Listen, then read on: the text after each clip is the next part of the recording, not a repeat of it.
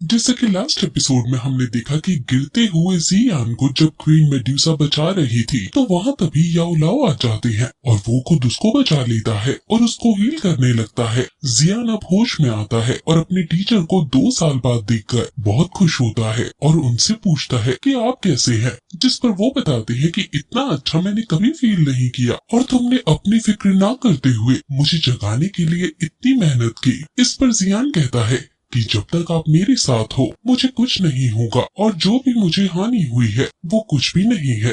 वो अब खड़ा होता है और काइलिन को धन्यवाद बोलता है क्योंकि उसने उसे बचाया, जिस पर काइलिन कहती है कि उसने कुछ नहीं किया, इस ओल्ड मैन ने तुम्हें बचाया है। मुझे तो बस यही डर है कि जितना रिस्क तुम लेते हो कहीं मेरी रिसरेक्शन पिल बनने से पहले ही तुम निपट ना जाओ। ये कहकर वो यहाँ से चली जाती है और याओ लाओ कहते हैं कि क्वीन मेड्यूसा की सोल जब से स्वेलिंग पैथन के साथ मर्ज हुई है तब से ये और ज्यादा ताकतवर हो गई है और मुझे डर है कि फ्यूचर में मेरे लिए भी इसे हरा पाना मुश्किल हो जाएगा। जिस पर जियान कहता है कि काइलिन की तरफ से चिंता करने की हमें कोई जरूरत नहीं है क्योंकि इसका और मेरा 1 साल का एग्रीमेंट हुआ है कि वो इस टाइम पीरियड में मेरे साथ कुछ भी गलत नहीं करेगी। याओ लाओ जब देखता है कि जियान उसका नाम प्यार से काइलिन बुला रहा है तो वो उसे चिढ़ाने लगता है कि तुम शैतान सब पर नजर डालते हो, ऐसी बेरहम औरत भी तुमने नहीं छोड़ी, लेकिन थोड़ा ध्यान रखना ये लड़की कभी भी बगावत पर उतर सकती है और ये तुम्हें कब कच्चा चबा जाए तुम्हें भी नहीं पता चलेगा।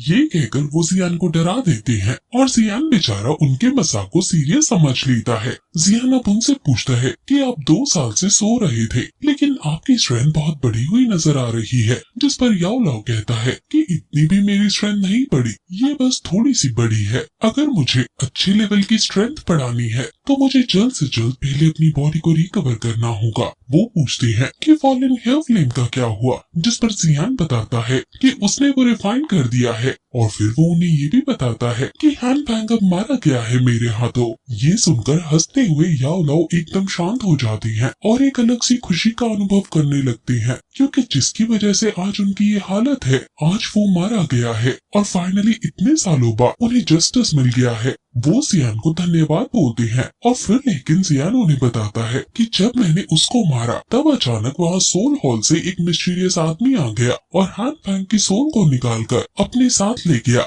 ये सुनकर याओ लाओ समझ जाते हैं कि इसका मतलब ये है कि Han Pang अभी मरा नहीं है पूरी तरह से। इस पर जियान चौंक कर कहता है कि क्या फिर सोल हॉल के लोग Han Pang को फिर से जिंदा कर देंगे, जिस पर याओ लाओ हाँ कहता है, लेकिन साथ ही साथ ये भी कहता है कि वो एक बार मर चुका है इसलिए तुम ज्यादा चिंता मत करो। अभी चिंता वाली बात ये है कि सोल हॉल के वो लोग आखिर तुमसे क्या चाहते हैं। उन्हें शायद पता है अब कि मैं तुम्हारे साथ हूँ, इसलिए वो मुझे ढूंढते ढूंढते तुम्हारे पास जरूर आएंगे और तुम्हें शायद अब उनसे भी टक्कर लेनी होगी। जिस पर जियान कहता है कि जब वो आएंगे तब देखा जाएगा और शायद मेरे फादर की डिसअपीयरेंस के पीछे भी सोल हॉल का ही हाथ है। वहीं दूसरी तरफ हम सोल हॉल के उस मिस्टीरियस आदमी को देखते हैं जो Han Pang की सोल को कुत्तों की तरह घसीट कर ले जा रहा है और वो मरी हुई हालत में कहता है कि मैं तुम्हारा सोल पैलेस के ओल्ड मैन मुगू को जानता हूँ, जिस पर वो गुस्से में कहता है मेरी महान सोल आखिर तुम जैसे कीड़े से कब से फेमिलियर होने लगी।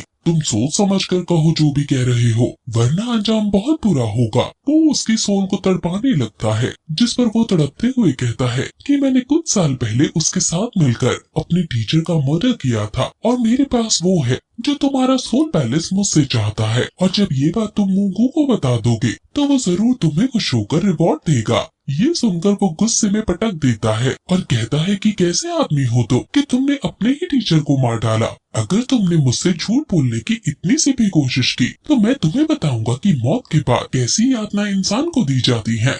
वो उसे फिर गले में चेन बांधकर घसीटते हुए ले जाने लगता है। वहीं दूसरी तरफ जियान टीचर को अपनी नई स्ट्रेंज फायर दिखाता है और फिर जियान ने अब 2 फायर को मर्ज कर लिया है और अब वो पूछता है कि क्या मैं अब आपकी बॉडी को रिगेन करवा सकता हूँ, जिस पर याओ लाओ कहता है कि मेरी एंशिएंट स्पिरिट भी कोल्ड एंड हॉट की है, जिस वजह से हालांकि कोई दिक्कत नहीं आएगी, लेकिन जो मटेरियल हमें चाहिए वो मिल पाना बहुत ज्यादा मुश्किल है, इसलिए हमें जल्दबाजी नहीं करनी चाहिए। जिस पर जियान कहता है कि मेरा नॉय रीजन में अब दबदबा है और मैं जो भी मटेरियल चाहूँ वो मैं प्रोवाइड करवा सकता हूँ। जिस पर याओ लाओ हंसकर कहते हैं कि ये चीज ऐसी नहीं है कि कुछ लोग तुम भेजो और वो ढूंढ कर ले आए। हमें 3 चीज चाहिए। पहली, शेंगू रोंगजू पिल। ये 7th रैंक की पिल है जो 7th रैंक वाले इंसान को सीधे 8th रैंक पर पहुंचा देती है। दूसरी चीज जो हमें चाहिए वो है incense blood line of 7th rank कॉर्क्रॉ, और इसके लिए हमें 2 जोंग जितने पावरफुल एक सुपीरियर मॉन्स्टर को मारना होगा। तीसरी चीज जो चाहिए वो है एक स्ट्रॉन्ग फाइटर का स्केलेटन, और अगर तुम किसी के पावरफुल एंसेस्टर का स्केलेटन लाने की कोशिश करोगे तो वो फैमिली तुम्हारे हाथ धोकर पीछे पड़ जाएगी। ये सुनकर जियान थोड़ा निराश हो जाता है, लेकिन याओ लाओ कहता है कि इन चीज को हासिल कर पाना काफी मुश्किल है, इसलिए मैंने कहा कि हमें कोई जल्दबाजी नहीं करनी चाहिए। मैं बहुत खुश हूँ कि तुम मेरे लिए हर चीज जल्दी जल्दी करना चाहते हो। जियान निराश है, लेकिन वो अपने टीचर को वचन देता है कि मैं फ्यूचर में अपना बेस्ट दूंगा और इन तीनों चीजों को इकट्ठा करके अपनी बॉडी को रिगेन कर पाऊंगा। याओ लाओ कहता है कि एक बार मेरी बॉडी मुझे मिल जाए फिर मेरी स्ट्रेंथ उससे भी ज्यादा होगी जो मेरी पहले हुआ करती थी। जब मेरे में स्ट्रेंथ आ जाएगी तब चाहे तुम्हारी नन्ही गर्लफ्रेंड जी जूनियर के परिवार से ही टक्कर लेने की बात क्यों ना हो, हम वो कर सकेंगे और तुम उनके सामने शादी का प्रपोजल भी रख सकोगे। जियान को खुद पर डाउट होने लगता है और वो कहता है कि क्या वो मेरे जैसे एक सिर्फ फाइटिंग सीन पर ध्यान देंगे, जिस पर याओ लाओ कहता है कि तुम ज्यादा सोच रहे हो। तुम्हारा जो टैलेंट है उससे तुम जल्द ही अपनी गर्लफ्रेंड यानी जी जूनियर के लेवल को मैच कर सकोगे, और 22 साल की उम्र में ही फाइटिंग किंग को अचीव करना बहुत बड़ी बात है।